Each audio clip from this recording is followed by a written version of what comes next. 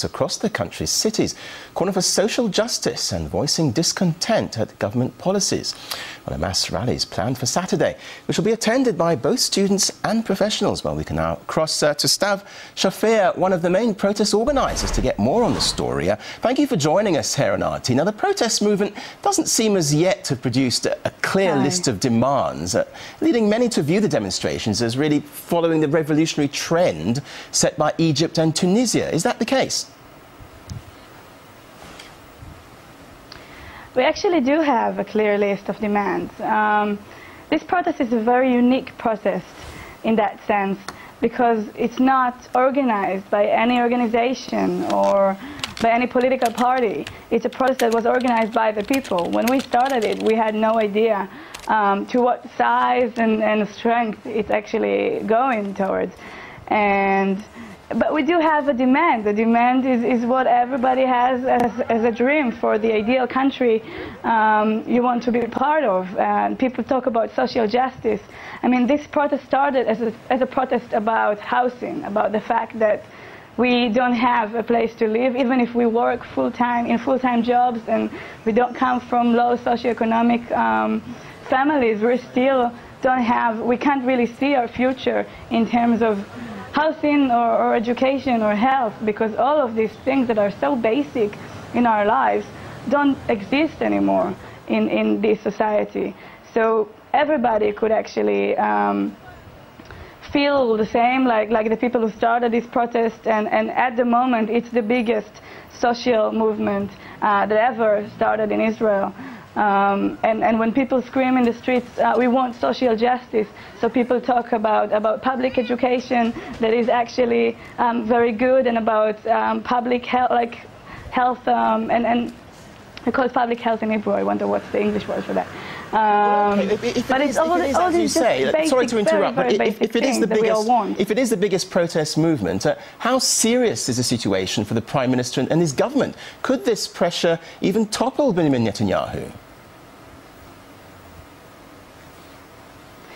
Well, you can see that Netanyahu is under big pressure. He wasn't prepared for such kind of movement. At the moment, actually, our biggest fear is that Netanyahu, being so afraid of what's going to happen, will start a war somewhere. Because that's the situation in Israel. We're used to be part of this big war zone. We're not allowed to talk about the way we live, because we're always under pressure. We're always under a certain threat.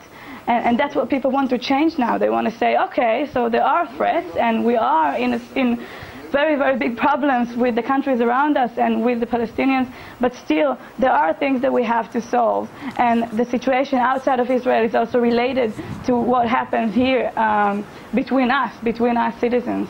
You mentioned the Palestinians there. Could there be a connection between Israel's social problems and the occupation of the Palestinian autonomy? What, in your opinion, has triggered this unrest?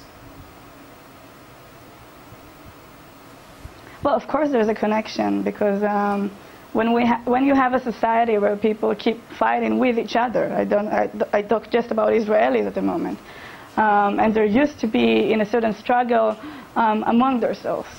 So of course there are problems with other communities as well. And as we discovered yesterday, there was a protest in Jenin, in the Palestinian territories, of solidarity with the protesters here. So of course something happens, and there was a secular and religious tent that started in the north of Israel.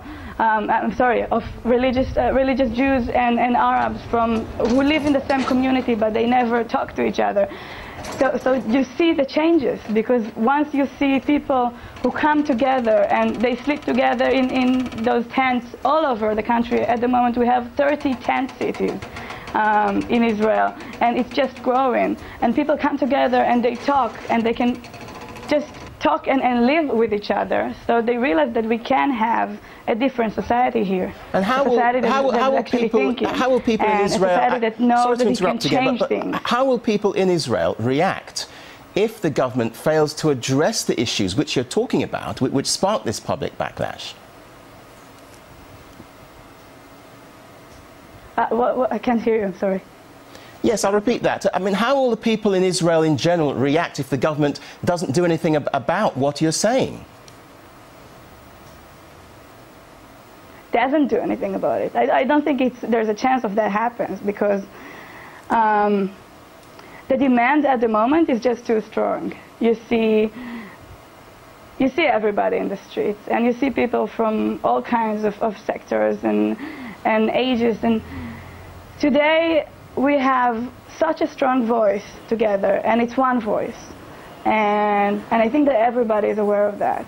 Nobody is going to take their tents back home and forget about this protest, because I think what happened here is that people realize that they can dream, that it's okay to dream, that it's okay to ask for a different future.